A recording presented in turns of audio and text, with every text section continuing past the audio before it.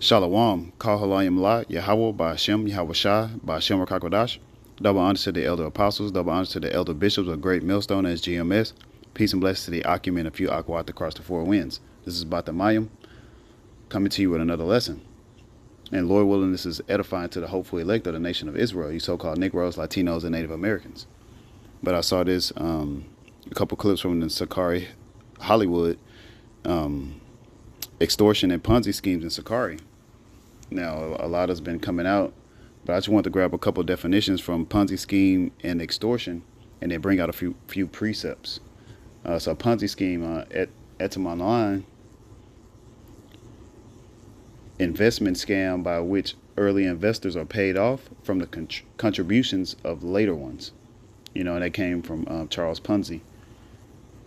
But you're not supposed to scheme or scam your brothers in this truth. You know, that's wicked. You know, telling brothers, you know, if you, I guess, buy or invest in something, you know, you'll be guaranteed to pass the trooper test. Well, that's against the scriptures. Proverbs chapter 23, verse 23, buy the truth and sell it not. Also, wisdom and instruction and understanding. So you buy the truth by the time, you know, studying, watching videos, going out to camp. That's how you buy the truth and sell it not. You know, you're not supposed to sell it to a brother, you know, different means to where the brother is guaranteed to pass a trooper's test.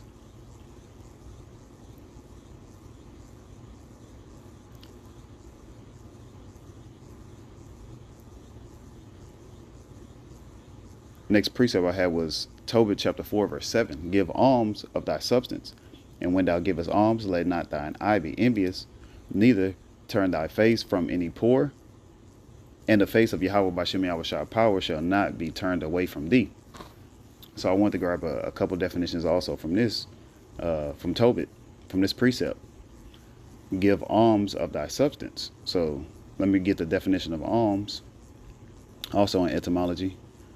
Charitable relief of the poor, especially as a religious duty, also that which is given to relieve the poor or needy. So helping out, you know, a brother, a charitable relief, you know, it could be in the form of money. Here in Babylon the Great, which is America, hey, a lot of times the brothers and sisters do need money. So giving alms, if you have it, is a great thing, as it says, especially as a religious duty. Like when you go into religion, it's binding. You know, we're bound to this truth, you know, to helping the body. And alms doesn't always have to be, you know, money, you know. Helping someone, you know, if you know how to fix a car, you know, helping work on car, you know, so on and so forth. Some people, you know, some brothers are better with technology, you know, maybe able to, you know, fix a phone. What else? Brothers know how to do all kind of things. But Tobit chapter 4, verse 8, if thou hast abundance, give alms accordingly. If thou have but a little, be not afraid to give according to that little. So even if you have a little, you know, just helping a brother out, hey, that's the best thing that you can do. That's the best investment, you know. That goes into storing up your treasures in heaven, you know, being brotherly. If thou had Tobit 4 and 9, Salakia, for thou layest up a good treasure for thyself against the day of necessity, because that alms do deliver from death, and suffer it not to come into darkness.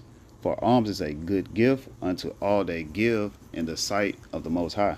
So we're given in the sight of Yahweh Ba'ashem Yahweh Shai. And Yahweh is the Most High, whom the world ignorantly calls God.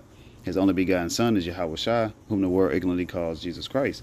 So in the sight of Yahweh Ba'ashem Yahweh Shai, he sees that you're helping brothers in a time of need. Sirach chapter 12, verse 3.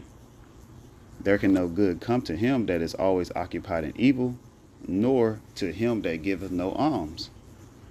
Give to the godly man and help not a sinner. So helping, Salakia, helping a brother in this truth, opposed to helping, you know, your relatives, because your brothers in this truth are your real family.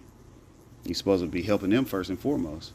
But there can no good come to him that is always occupied in evil, nor to him that giveth no alms. So scamming brothers and pocketing the money, you know, that's evil. You're not giving alms. You're taking away from the brother. The brother, as he was going into, brothers, may need money back for rent. If they have it to loan, the best thing to do is to loan it back. I mean, to give it back. I want to get the definition of extort in Etymon Online, 1520s, obtained by force or compulsion, wrest, like in wrestle, WREST, away by oppressive means, obtained by force, literally to wrench out. So basically, you're forcing, a brother that's coming into the truth, to spend money a certain way. You're extorting brothers, put this on my credit card so I can get this watch, or because you got good credit, so on and so forth. Like, no, you're forcing that brother to do it because, a lot of times brothers do, be wanting to help out, when they have the means, but some guys, try to do it by force, or as we read in the scripture, they're dwelling in evil times.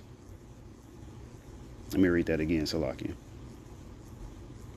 Sirach, or Ecclesiasticus chapter 12, verse 3, there can no good come to him that is always occupied in evil, nor to him that giveth no alms. So you're always occupied in evil, putting brothers in the bind, taking from brothers. You're not supposed to take.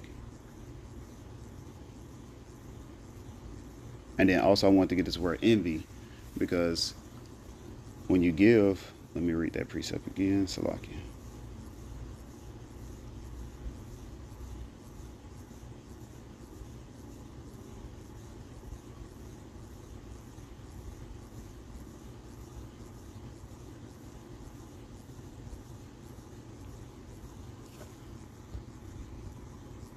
It was back in Tobit 4 and 7. Let not thy eye be envious. So I wanted to get the word envy in the Etymon Online. Late 13th century, envy, jealousy, rivalry. Envy, jealousy. Envy is having hatred or ill will. So when you give to a brother, don't have a hatred or ill will towards that brother. Like, oh man, like, because, brothers are in the bind. If you have to continuously help a brother, hey, that's a good thing, because the Lord blessed you to have that, to help that brother.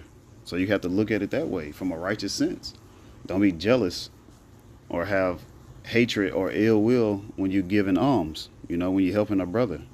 Whether you have to help a brother with a flat tire, hey, be cheerful about that. The Lord gave you the opportunity to help a brother.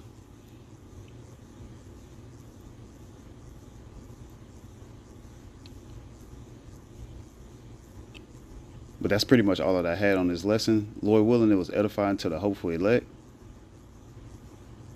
Salakia. It was one more precept. I'm sorry.